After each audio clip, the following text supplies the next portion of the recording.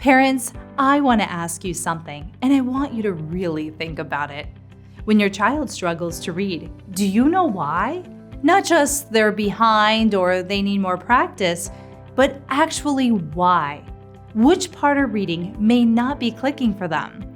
Because here's what I didn't know until recently. Reading isn't just one skill, it's actually a whole building. And if one of the floors isn't solid, the whole building may be shaky. Today I'm going to walk you through every floor of that building, what it is, why it matters, and what you as a parent can actually do about it. Let's start at the bottom. Before we even get to the floors, we have to talk about the foundation, because like any building, reading is only as strong as what it's built on. And that foundation, it starts at birth. I know, your baby isn't reading. But here's the thing. Every time you read out loud to them, every time you talk to them, every time you sing a silly song or narrate what you're doing, their little ears are soaking up the sounds of language. They're building vocabulary. They're hearing how sentences work.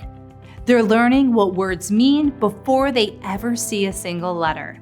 And this is actually backed by science. We can comprehend spoken language at a higher level than our reading level. So reading out loud to your child, even when they're older, even when they can technically read themselves, is incredibly powerful. If your child can't yet read something they're interested in, you read it to them.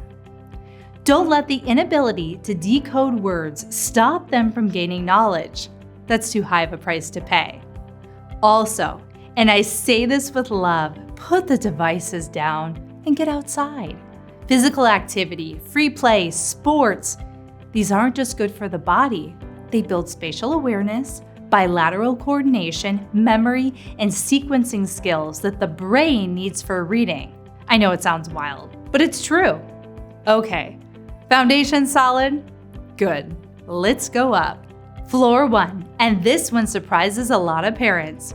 Before your child learns a single letter, before you pull out the alphabet flashcards, they need to be able to hear the sounds inside words.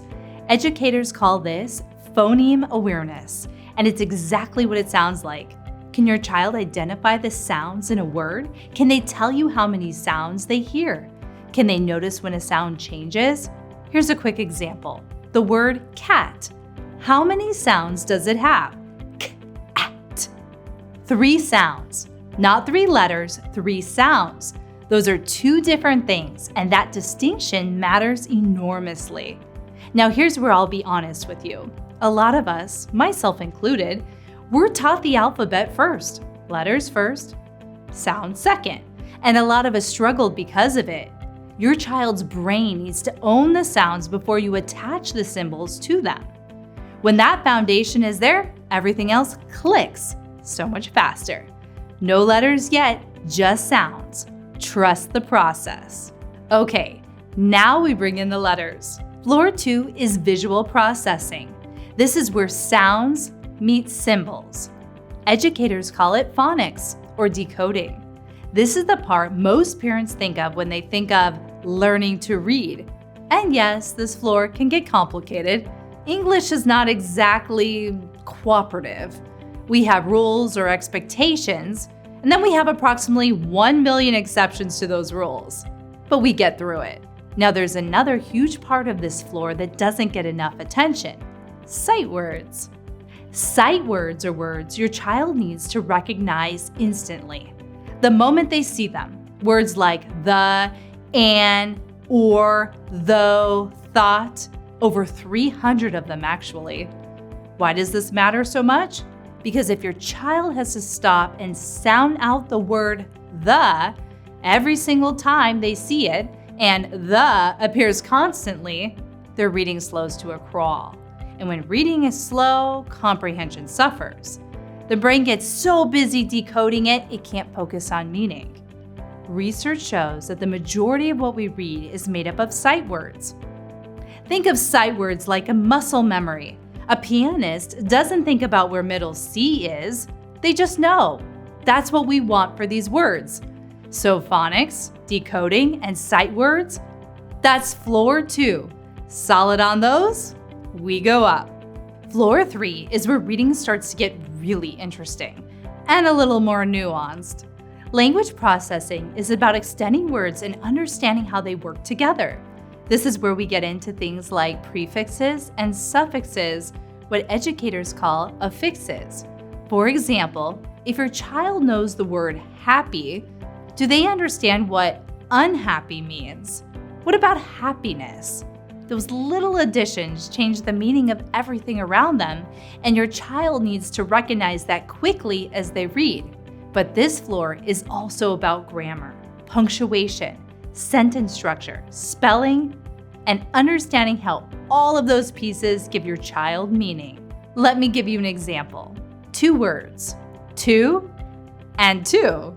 They sound identical, but in the sentence, she ran to school and was too tired to hang up her sweater. Which one is correct? Too, T-O-O. And your child needs to know that, not just spell it right, but understand why, so it doesn't trip up their understanding when they're reading. And something as simple as a period. Do you know what a period signals to your brain? It's not just a stop sign. It's a signal that a complete thought has just landed. Your brain processes that pause and files the information. That's comprehension happening in real time. This floor is about depth. Understanding doesn't just come from decoding words correctly. It comes from understanding how the entire language and vocabulary works together. And here we are, the top floor, the penthouse. Comprehension. This is the reason we read. All of it. The sounds, the symbols, the sight words, the grammar, it all exists to get us here.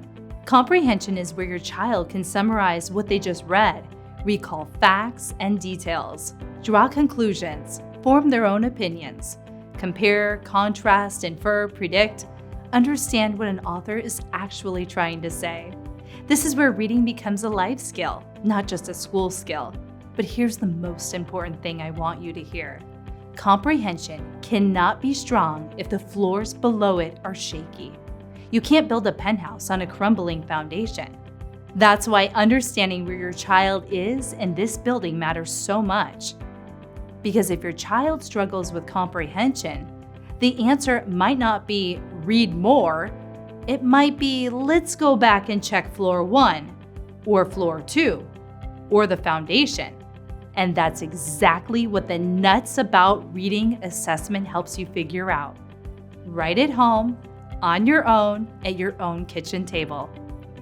Whether you homeschool your kids or they ride the bus every morning, you are the most important person in your child's reading journey.